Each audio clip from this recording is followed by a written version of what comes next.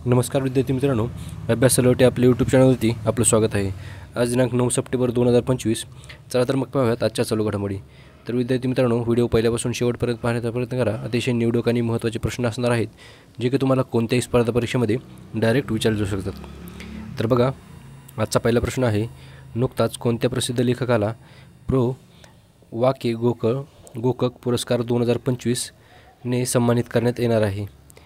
तर बघा विद्यार्थी मित्रांनो, याचं योग्य उत्तर असेल option A, Anand V Patil. तर आनंद व्ही पाटील यांना कुठला पुरस्कार आहे? हा गोकक पुरस्कार। ओके, वा के गोकक पुरस्कार 2025चा आहे, याने सन्मानित करण्यात येणार आहे। ओके, तर नाव लक्षात ठेवा, आनंद व्ही पाटील यांना हा पुरस्कार देण्यात येणार आहे। ओके, तर विद्यार्थी मित्रांनो बघा, थोडीशी माहिती पाहूयात आपण। बघा, आनंद व्ही पाटील यांना नुकताच वी के गोकक पुरस्कार 2025 प्रदान करण्यात येणार आहे। ते बालसाहित्यात महत्त्वपूर्ण योगदानासाठी हे सन्मान मिळणार आहे। ओके, त्यांना जो सन्मान आहे तो बालसाहित्यामध्ये महत्त्वपूर्ण योगदानाबद्दल देण्यात येणार आहे। ओके, आणि हा जो वार्षिक सन्मान आहे तो 7 सप्टेंबर 2025 रोजी बंगळुरूमध्ये दिला जाणार आहे। ओके, तर माहिती लक्षात ठेवा। आपण पुढचा प्रश्न पाहूयात। बघा, प्रश्न क्रमांक 2 आहे, सप्टेंबर 2025मध्ये थायलंड देशाचे नवीन पंतप्रधान कोण बनले आहेत? याचं उत्तर आहे ऑप्शन डी, अनुतिन चरणविराकुन। ओके, तर अनुतिन चरणविराकुन हे थायलंडचे नुकतेच पंतप्रधान बनले आहेत। ओके, चला, आणि थायलंडची राजधानी आहे बँकॉक। चला पुढचा प्रश्न पाहूयात आपण। प्रश्न क्रमांक 3 बघा, the Chola tigers the Avengers of Somnath हे पुस्तक कोणी लिहिले आहे? तर याचं उत्तर असेल option A, Amish Tripathi. Okay, तर अमिश त्रिपाठी यांनी हे पुस्तक लिहिले आहे। चला पुढचा प्रश्न आहे, बघा प्रश्न क्रमांक 4 बघा, आंतरराष्ट्रीय साक्षरता दिन दरवर्षी केव्हा साजरा केला जातो? याचं उत्तर असेल ऑप्शन सी, 8 सप्टेंबर।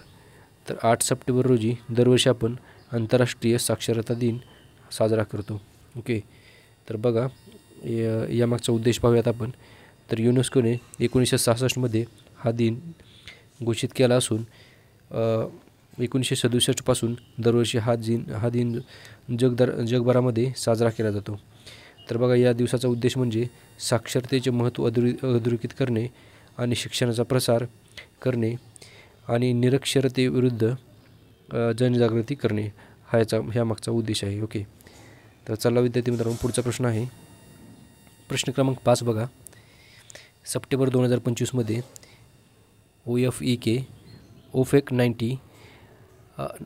19 हा जो उपग्रह आहे तो कोणत्या देशाने प्रक्षेपित केला आहे? ओके, तर याचं उत्तर असेल ऑप्शन बी, इस्रायल। तर इस्रायलने नुकताच ओफेक 19 हा उपग्रह, म्हणजे हा मिलिटरी उपग्रह आहे, तो प्रक्षेपित केला आहे। ओके, तर बघा, थोडीशी माहिती पाहूयात आपण। ओफेक 19 हा इस्रायलने 2 सप्टेंबर 2025 रोजी प्रक्षेपित केलेला आधुनिक लष्करी गुप्तचर उपग्रह आहे।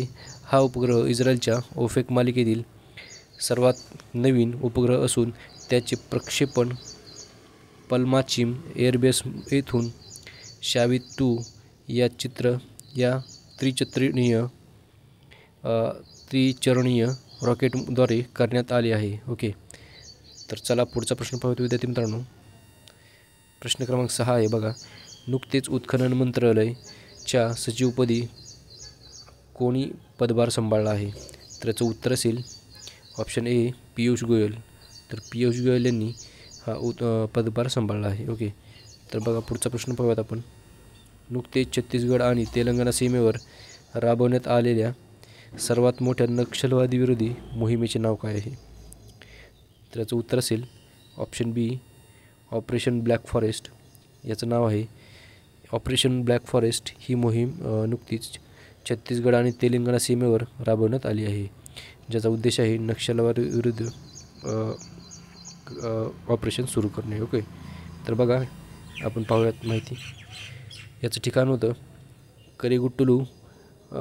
करिगुट्टालू टेकडी, छत्तीसगड तेलंगणा सीमा। ओके, तर आणि करिगुट्टुलू टेकड्यामध्ये ही जी ऑपरेशन आहे हे राबवण्यात आलं आहे. तर चला पुढचा प्रश्न पाहूयात. प्रश्न क्रमांक 8 आहे. सप्टेंबर 2025मध्ये प्रधानमंत्री नरेंद्र मोदी आणि सिंगापूरचे प्रधानमंत्री लॉरेन्स वांग यांनी भारतातील सर्वात मोठे कंटेनर टर्मिनलचे उद्घाटन कोठे केले आहे? तर बघा याचं उत्तर असेल option A Jawaharlal Nehru port Mumbai.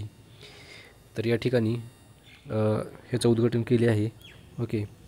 तर चला विद्यार्थी मित्रांनो पुढचा प्रश्न आहे. प्रश्न क्रमांक 9 बघूयात आपण. खालीलपैकी कोणत्या संस्थेने बालवाटिका TV चॅनल व दीक्षा 2.0 हा उपक्रम सुरू केला आहे? तर याचं उत्तर असेल ऑप्शन सी NCERT. तर NCERT या संस्थेने हा जो उपक्रम आहे ज्याचं नाव आहे बालवाटिका TV चॅनल आणि दीक्षा 2.0 हा उपक्रम जो आहे तो सुरू केला आहे. तर बघा NCERTबद्दल थोडीशी माहिती पाहूयात आपण. NCERT म्हणजे national council of educational research and training, म्हणजेच राष्ट्रीय शैक्षणिक संशोधन आणि प्रशिक्षण परिषद. याची स्थापना 1961 रोजी झाली होती आणि मुख्यालय भारतामधील नवी दिल्ली येथे आहे. ओके. चला विद्यार्थी मित्रांनो पुढचा प्रश्न आहे. सप्टेंबर 2025मध्ये केंद्रीय वस्त्रमंत्री गिरिराज सिंह यांनी कापूस उत्पादक शेतकऱ्यांना सशक्त बनवण्यासाठी कोणते ॲप लॉन्च केले आहे? तर याचं उत्तर असेल ऑप्शन बी कपास किसान ॲप. तर कपास किसान ॲप हे जे कापसाबद्दल म्हणजे कापसाचे उत्पादन सशक्त बनवण्यासाठी ॲप लॉन्च केले आहे. ओके. तर कोणी लॉन्च केले आहे? तर केंद्रीय मंत्री गिरिराज सिंह यांनी. ओके. तर विद्यार्थी मित्रांनो भेटूयात आपण उद्याच्या व्हिडिओमध्ये. धन्यवाद.